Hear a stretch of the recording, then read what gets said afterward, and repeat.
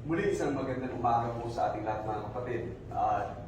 Ito ang ating panglimang pananambahan matapos yung mahaba-habang quarantine na pinagdaanan po natin.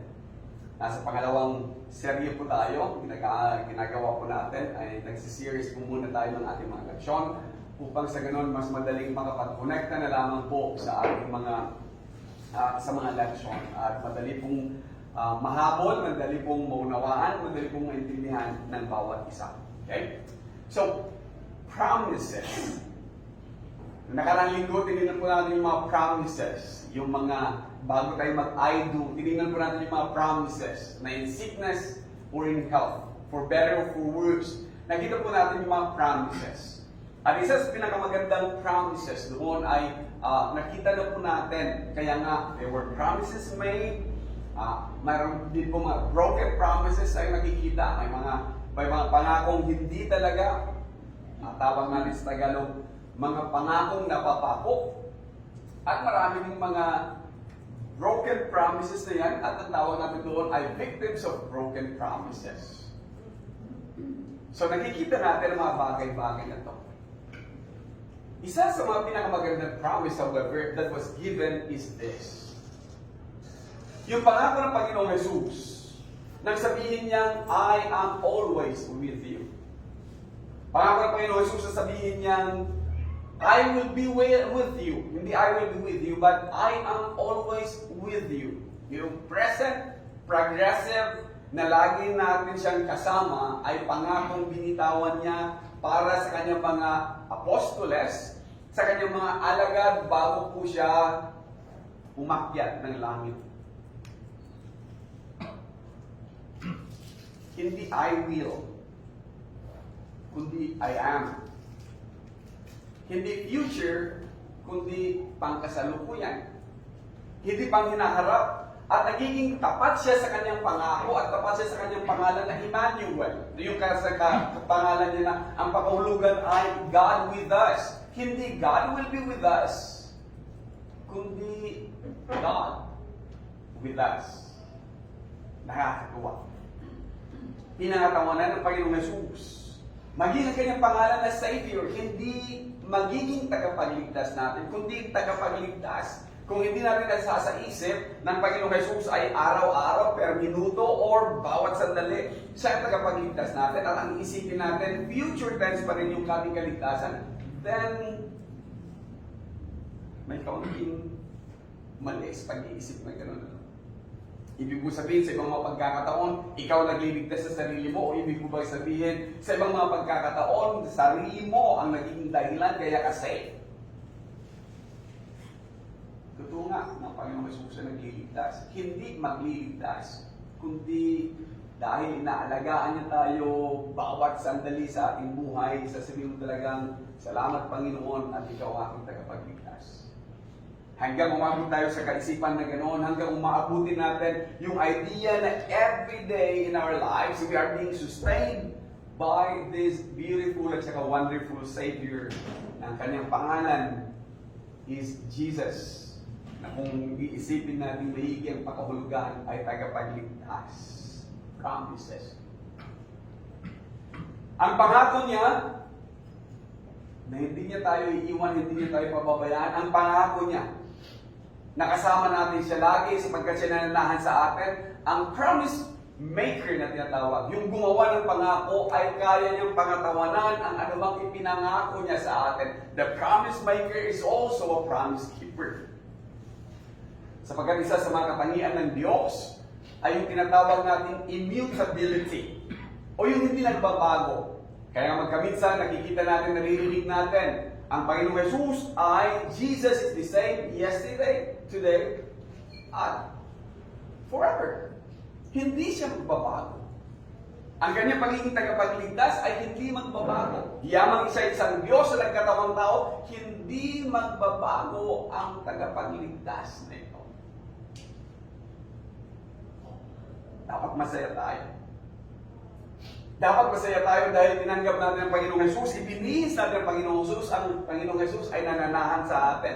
May problema nga lang, yung mga recipient or receiver of the promise.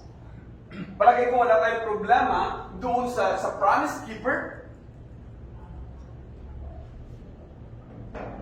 Problema tayo doon sa mga pinangakuan. May problema tayong malaki doon sa mga pinagsabihan kasi hindi na nila kayang isabuhay, hindi natin kayang panghawakan yung pangakong yun. Kaya nga, lagi ang kaligtasan natin in the future tense. Lagi ang kapatawaran natin, past tense. Hindi natin mailagay yung present progressive. Yung lagi, araw-araw, per ora, per minuto, per segundo, bawat sandali. Hindi natin kayang paghawakan. May problema ang mga tumanggap ng pangako. Sa post po natin noong nakarang linggo, may mga nagko-comment doon, nasaan na ang pangako kaya ni ganito? Nasaan na yung mga pangako?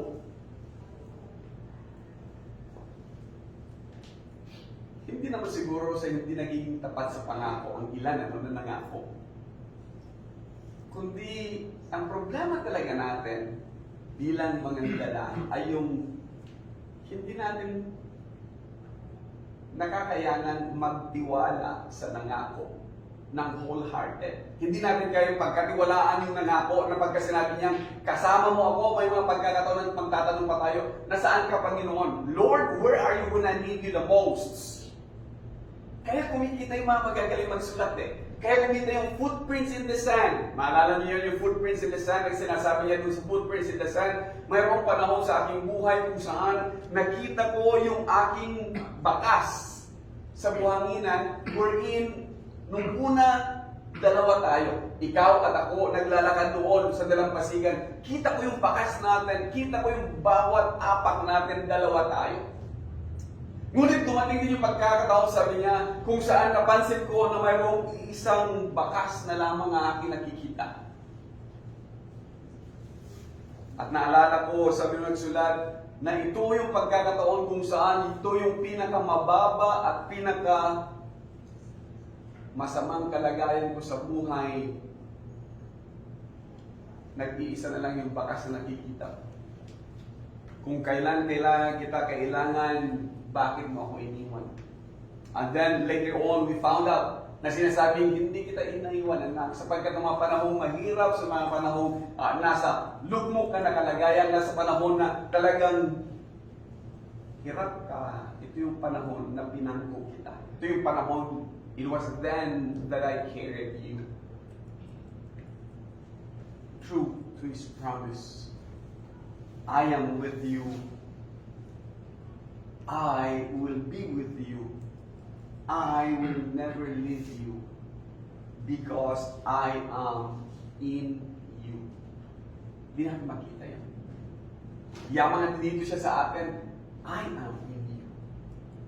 Hindi I am with you, I am in you. Or, your life is hidden with me. Ang inyong buhay ay tatalong kasama ko.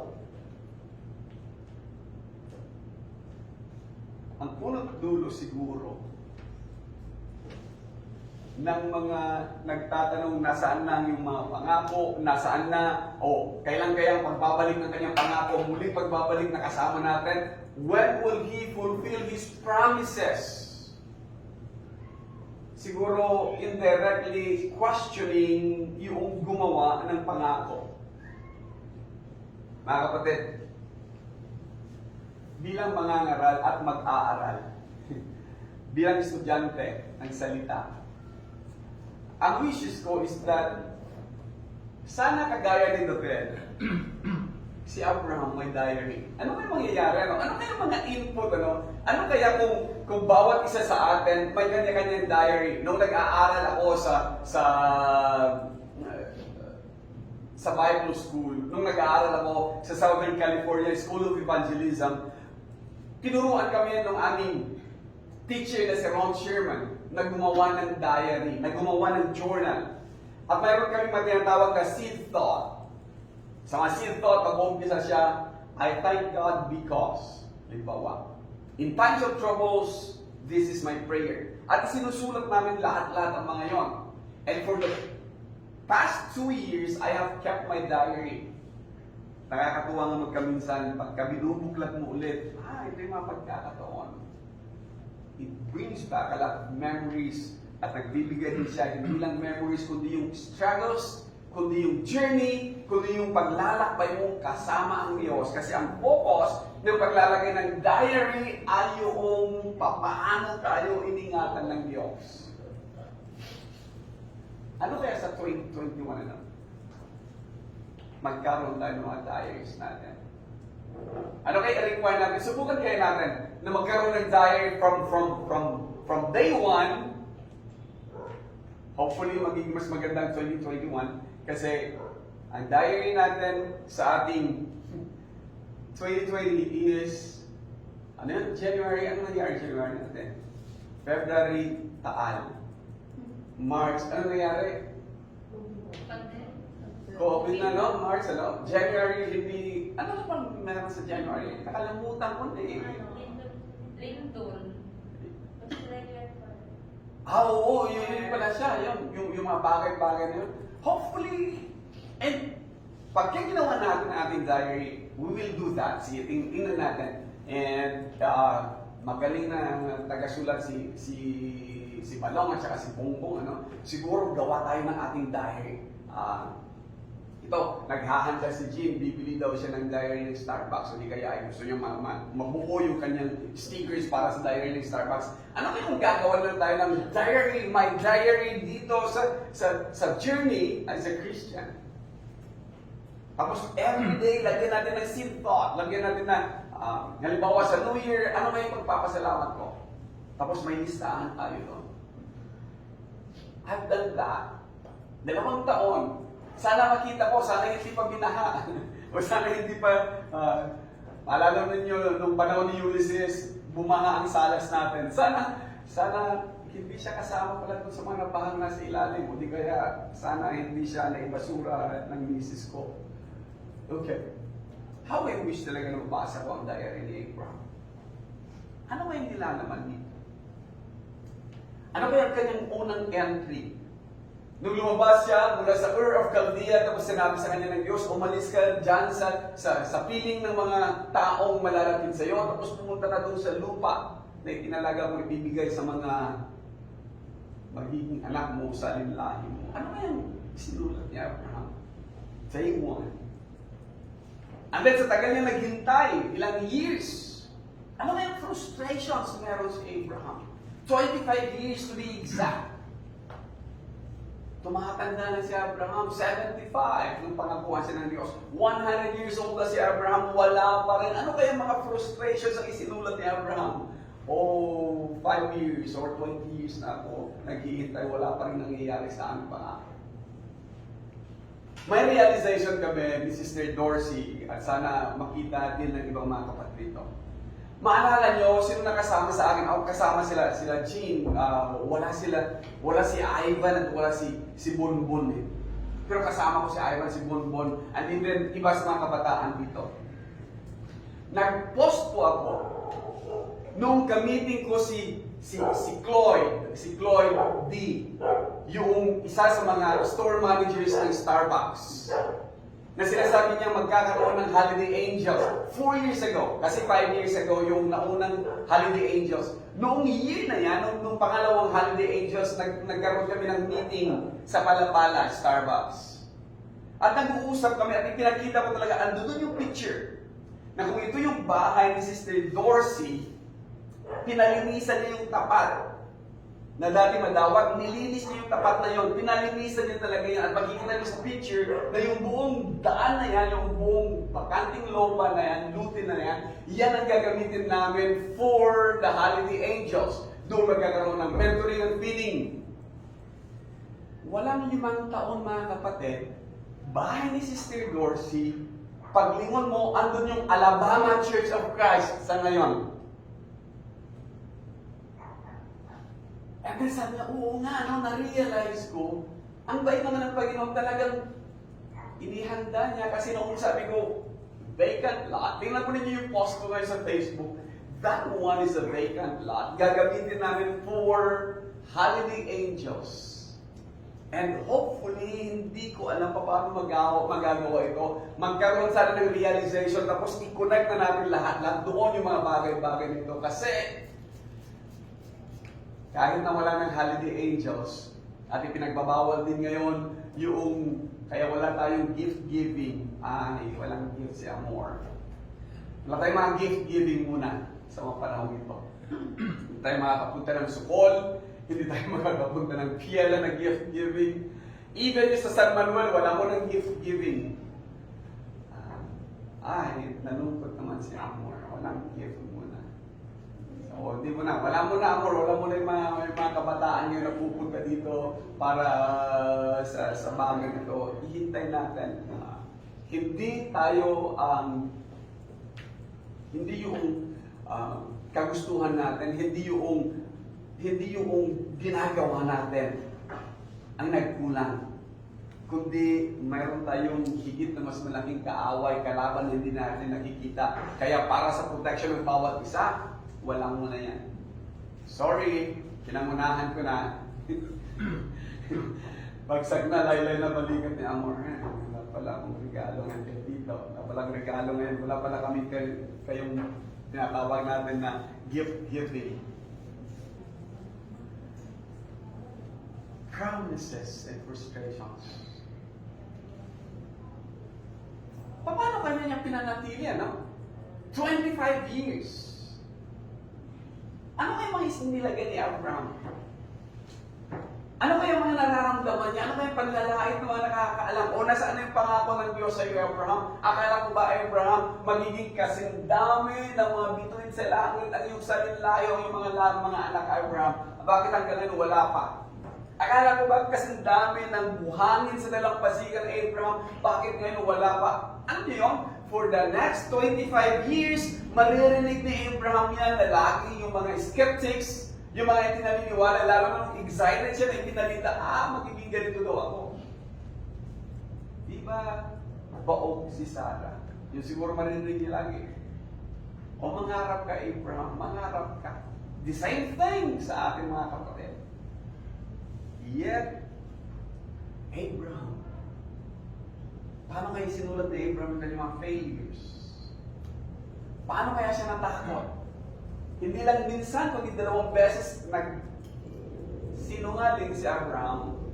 Natakot siya na baka patayin siya dahil maganda yung kanyang asawang si Sarai o si Sarah.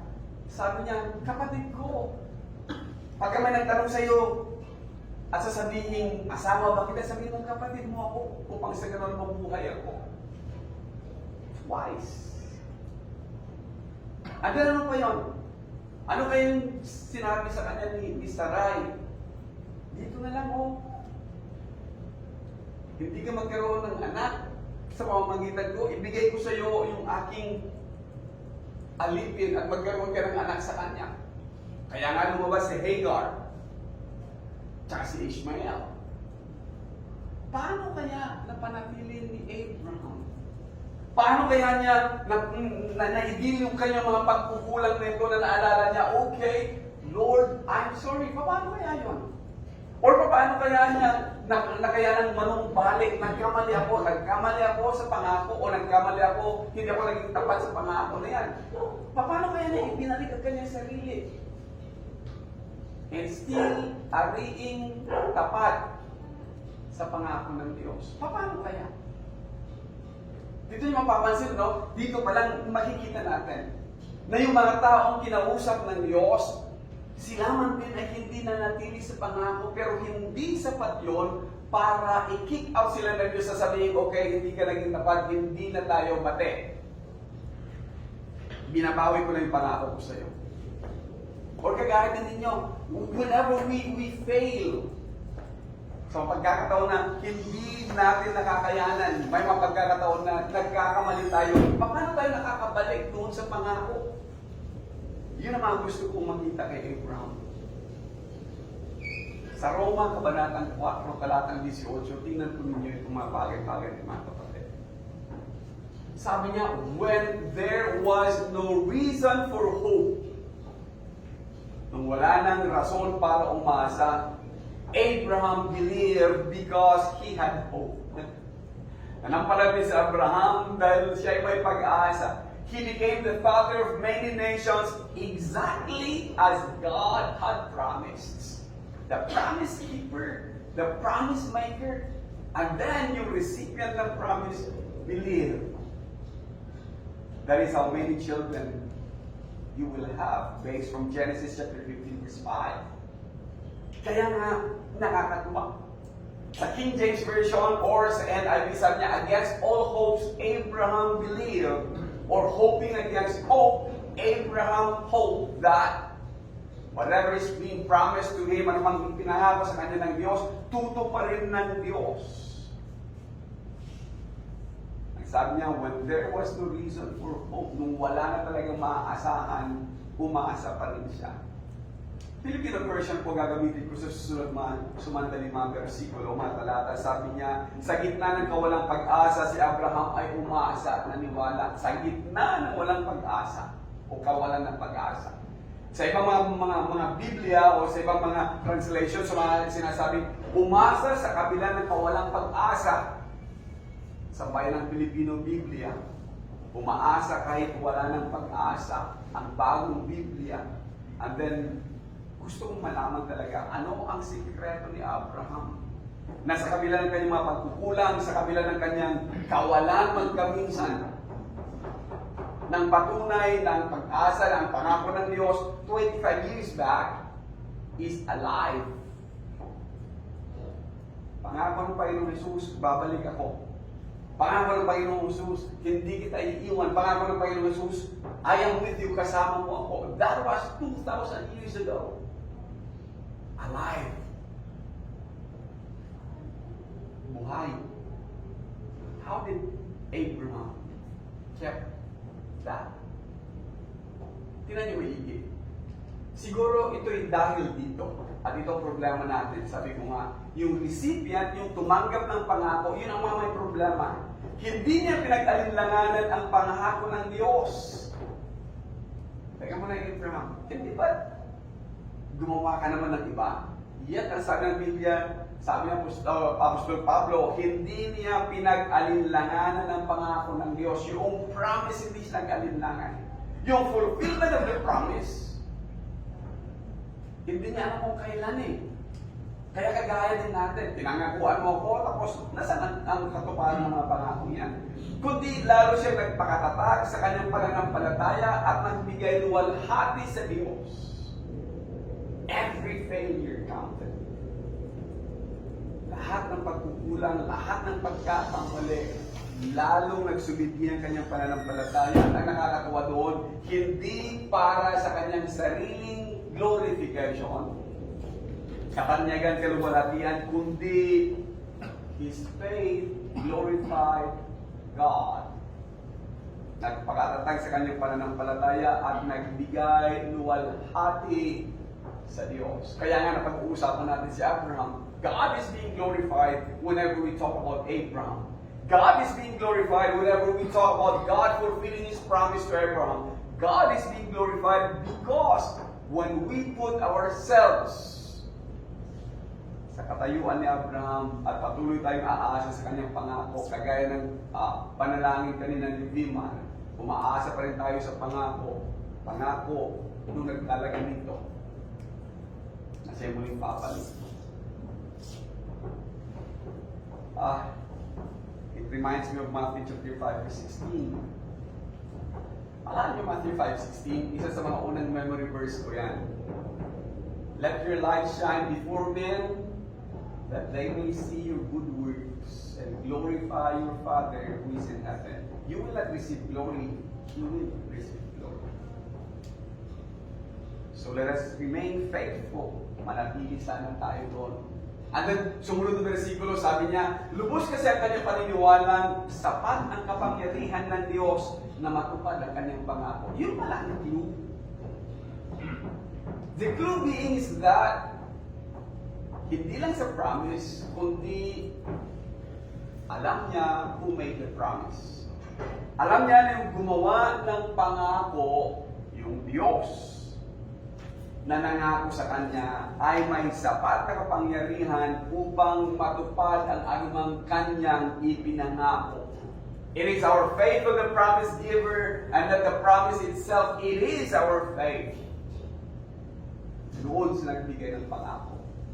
The promise maker is the promise giver. The same promises, ibinibigay niya sa atin. Ito ang dahilan kaya ibinilang nakatuwiran ito sa Kanya dahil nagtiwala siya sa kapangyarihan ng Diyos na kayang tumupad sa Kanyang pangako. Faith on the promise giver. Nakakatawa yung verse 22 na yan. Sapagkat sa verse 23, makikita niyo ang mga salitang ito ibinilang sa Kanya ay nasulat hindi lamang para kay Abraham, kundi para din pala sa atin. Kundi para sa atin na mga sumasampalataya na ibibilang na matuwid ng Diyos. Dahil nanampalataya tayo sa Kanya at umuhay kay Jesus na ating Panginoon. Because of our faith. Dahil sa pananampalataya natin sa kapangyarihan ng Diyos. Sa pananatili natin sa pananampalataya na ang Diyos na pinaglilingkuran natin, kaya niyang tuparin ano bang ipinangako niya sa atin. God is being glorified. Balikan ko lang yung tinuturo ko sa inyong Calvo homework. Light and heavy.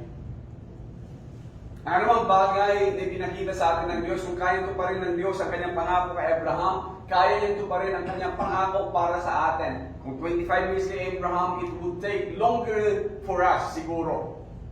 Pero kung kaya niyang tuparin ang pangako niya kay Abraham dahil kayang asahan yung nangako, gagawin din niya sa atin. Kung si Abraham, pinangakuan niya ng anak at hindi siya nag-fail sa pangako niya. At ang mga anak niyan, kasama tayo, kabilang tayo mga anak sa pangako. Then, kaya din pala ng Diyos na ibigay para sa mga mananampalatayang kagaya natin ngayon, yung kanyang pangako na hindi kita iiwan, hindi kita pababayaan. Yung kanyang pangako na sinasabing, pupunta muna ako maghahanda ng dakong para sa inyo pagka naghanda na babalik ako upang kunin kayo. At ang kanyang pangako na ang inyong mga buhay ay natatagong kasama ko at ihahayag niya sa kanyang ama pagdating ng araw na walang bakit, walang dungis, walang anumang batik. Pangako ng Diyos. Kaya niyang pangatawanan. Tanong na nga lang natin ay, tayo kayang mga pinangakuan, mananatili kayang tapat. Sapagkat tapat ang nangako, tapat ang pangako. Ang problema na nga lang, ang mga pinangakuan, dapat manatiling tapat sa nangako at dapat manatili tayo lagi